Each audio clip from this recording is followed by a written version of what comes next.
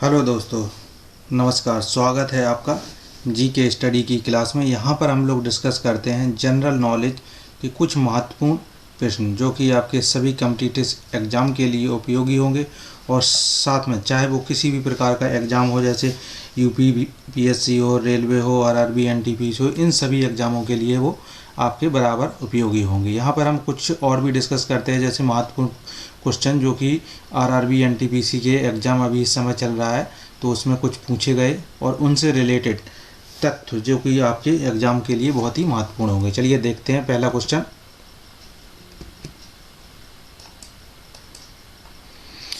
9 दिसंबर 1946 ईस्वी को संविधान सभा की प्रथम बैठक में अस्थायी सदस्य किसे चुना गया? तो अस्थायी सदस्य पूछा गया है और प्रथम बैठक की बात हुई है, तो इसमें सही जवाब होगा आपका सच्चिदानंद सिन्हा। सच्चिदानंद सिन्हा को अस्थायी सदस्य के रूप में चुना गया था। और स्थायी सदस्य की अगर हम लोग बात करें तो स्थायी सदस्य के रूप में डॉक्टर राजेंद्र प्रसाद को चुना गया था। इनको कब चुना गया था?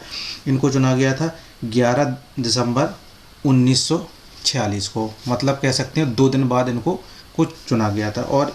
और भी इससे रिलेटेड जो क्वेश्चन पूछे जाते हैं, जैसे पूछा जाता है ड्राफ्टिंग कमेटी या प्रारूप समिति के अध्यक्ष कौन थे? तो प्रारूप समिति के अध्यक्ष थे डॉक्टर भीमराव अंबेडकर। और संविधान सभा के सलाहकार कौन थे? तो इसमें BN राव का नाम आता है कि BN राव संविधान सभा के सलाहकार थे। चलिए नेक्स्ट क्वेश्चन पे आते हैं। सेकंड क्वेश्चन है परमाणु रिएक्टर में ईंधन के रूप में किसका इस्तेमाल किया जाता है? तो ईंधन के रूप में इसमें यूरेनियम पदार्थ के बारे में पूछा गया। कौन सा यूरेनियम हम लोग यूज करते हैं? तो इसमें जनरली जो 2 यूरेनियम होते हैं, पहला होता है यूरेनियम 92-230 जिसे हम लोग नेचुरल यूरेनियम बोलते हैं, और इसका जो सही जवाब होगा यूरेनियम 235। इसको हम लोग इनरिच यूरेनियम के नाम से भी जानते हैं। एक क्वेश्चन और इसमें और पूछा जाता है कि परमाणु रिएक्टर में मॉडरेटर, इसको कंट्रोल करने के लिए मॉडरेटर के रूप में क्या यूज किया जाता है? तो मॉडरेटर के यूज में भारी जल का यूज करते हैं। भारी जल का केमिकल फार्मूला क्या होता है? तो भारी जल का केमिकल फार्मूला होता है D2O। चलिए नेक्स्ट क्वेश्चन पे आते हैं हम लोग। 2020 तक युवा विश्व शतरंज चैंपियन कौन है? एक करंट का क्वेश्चन है कि 2020 तक युवा विश्व शतरंज चैंपियन कौन है? तो इसमें मैग्नस कार्लसन का नाम आता है।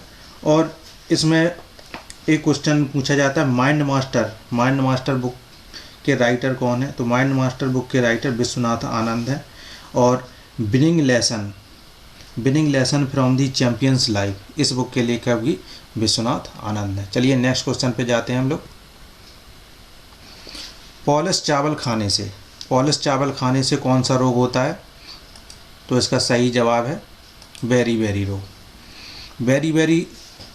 रोग किस विटामिन की कमी से होता है? ऐसे भी पूछ सकते हैं। तो ये विटामिन B1 की कमी से होता है। अब इसमें पूछा जा सकता है कि विटामिन B1 का केमिकल नेम क्या है? तो विटामिन B1 का केमिकल नेम है थायमीन।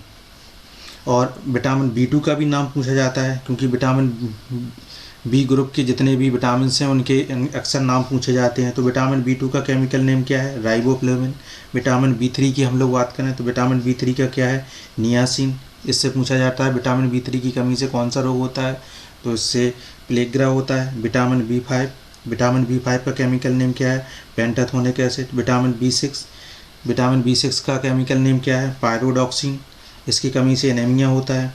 विटामिन B7 का केमिकल नेम क्या है? बायोटिन। ये जनरली पूछा जाता है कि किस विटामिन की कमी से बाल झड़ते हैं? B ग्रुप के या B कम्प्लेक्स के किस विटामिन की कमी से बालों के बाल झड़ते हैं? तो ये आपका विटामिन B7 होगा। B9 का केमिकल नेम है फॉलिक एसिड। इसकी कमी से जो बच्चे होते हैं उनमें बर्थ के समय अगर इसमें कमी होती है तो बर्थ डिफेक्ट होता है बच्चों के। विटामिन B12 इसका केमिकल नेम है साइनोकोबालामिन। ये पूछा जाता है किस विटामिन में कोबाल्ट पाया जाता है? तो विटामिन B12 में। इसकी कमी से क्या होता है? अनीमिया रोग होता है। चलिए नेक्स्ट क्वेश्चन पे आते हैं हम लोग। क्वेश्चन नंबर 5, अर्जुन पेड़ की छाल का उपयोग किस रोग में किया जाता है? तो अर्जुन पेड़ एक ट्री होता है जिसकी बार्क का यूज किया जाता है किस रोग के लिए? तो इससे हृदय या हार्ट और जो टीबी की डिजीज होती है उसका इलाज करने के लिए इसका यूज करते हैं। नेक्स्ट क्वेश्चन पे आते हैं हम लोग। अनुच्छेद 243C किससे संबंधित है? ये क्वेश्चन करीब 2 बार पूछा गया है अलग अलग तरीके से कि अनुच्छेद 243 में किससे संबंधित है? तो ये ग्राम पंचायतों की संरचना से है। इससे पहले पूछा गया था कि अनुच्छेद 243 किससे संबंधित है, तो उसमें ऑप्शन में था वो पंचायती राज से संबंधित है। इसमें एक क्वेश्चन और पूछा जाता है कि अनुच्छेद 40 ये किससे संबंधित है? तो ये आपका ग्राम सभाओं से, सेल्फ गवर्नमेंट के इनके बारे में बताया गया है संविधान में, ठीक है। तो ये आपका अनुच्छेद 40 से संबंधित है। चलिए नेक्स्ट क्वेश्चन पे आते हैं। ये टेम्पल्स के बारे में पूछा गया, लिंगराज मंदिर का निर्माण किसने कराया था?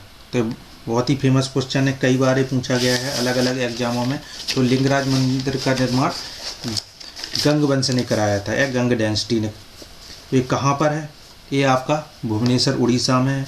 ये ऐसे भी पूछा जा सकता है, लिंगराज मंदिर में कौन से हिंदू देवता की पूजा होती है या किस देवता को ये समर्पित है? तो ये आपका लॉर्ड शिवा या भगवान शिव को समर्पित है, इसमें उन्हीं की पूजा होती है।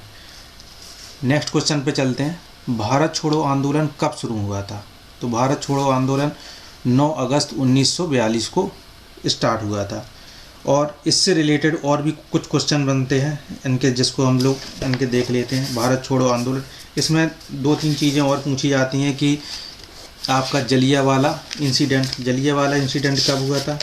ये आपका 13 अप्रैल 1919 को हुआ था। इसके अलावा इसमें चोरी चोरा इंसिडेंट के बारे में पूछ लेते हैं कि चोरी चोरा इंसिडेंट कब हुआ था? तो ये 1922 में हुआ था। नॉन कोऑपरेटिव मूवमेंट के बारे में पूछ लेते हैं, नॉन कोऑपरेटिव मूवमेंट कब हुआ था? ये सितंबर 1920 में हुआ था। पूर्ण स्वराज की मांग के बारे में पूछते हैं कि पूर्ण स्वराज की मांग कब हुई थी? तो 19 दिसंबर 1929 में हुई थी। नेक्स्ट क्वेश्चन पे आते हैं। फिर से एक टेम्पल का क्वेश्चन है, इसमें कामाख्या मंदिर कहाँ पर है? तो कामाख्या मंदिर कहाँ पर है? ये आपका असम में है। स्टेट में ऑप्शन में असम दिया था, तो ये असम में है। ये 3rd टाइम आपका रिपीट हुआ है और बहुत सारे एग्जामों में पूछा गया है। रेलवे का कह सकते हो फेवरेट क्वेश्चन है। नेक्स्ट क्वेश्चन है आपका, बोरलॉग पुरस्कार किस क्षेत्र में दिया जाता है? एक लगभग आपके, अगर आप प्रीवियस ईयर के क्वेश्चन पेपर उठा के देखेंगे किसी भी एग्ज़ाम के, तो ये आपको हर एग्ज़ाम में मिल जाएगा ये क्वेश्चन। कभी पूछा जाता है नॉर्मन बोरलॉग, पूरा नाम इनका है, नॉर्मन बोरलॉग पुरस्कार किस क्षेत्र में दिया जाता है? ये कृषि के क्षेत्र में दिया जाता है। अगर वर्ल्ड में पूछा जाए ग्रीन रेवोल्यूशन, हरित क्रांति के जनक कौन थे वर्ल्ड में? तो नॉर्मन बोरलॉग। इंडिया के रेफरेंस में पूछा जाए कि भारत में हरित क्रांति के जनक किसको माना जाता है? तो ये MS स्वामीनाथन को माना जाता है। इसके अलावा अगर हम लोग वाइट रेवोल्यूशन की बात करें, श्वेत क्रांति, जैसे दुग्ध क्रांति के भी नाम से जानते हैं, ठीक, इसके लिए किसको जाना जाता है? तो इसके लिए वर्गीस कुरियन को जाना जाता है। तो आप लोगों को हमारी क्लास कैसी लगी? अगर आपको ये क्लास अच्छी लगती है और आपको कुछ भी इससे नॉलेज मिलती है तो हमारी क्लास को लाइक करिए, शेयर करिए और इस चैनल को GK study bye Pradeep Niranjan इसको सब्सक्राइब करिए। Thank you.